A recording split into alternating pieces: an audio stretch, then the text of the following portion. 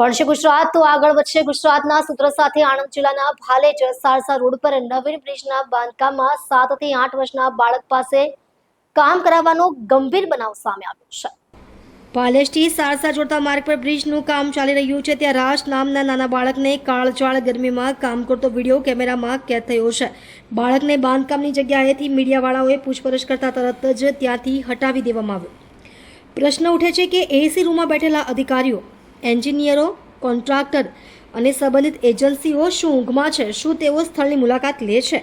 Anand R&B વિભાગના અધિકારીઓ ક્યારે જાગશે? આણંદ જિલ્લા બાળ સુરક્ષા અધિકારીઓ મોટા દાવા કરે છે, પરંતુ વ્યવહારમાં શું કાર્યવાહી થાય છે?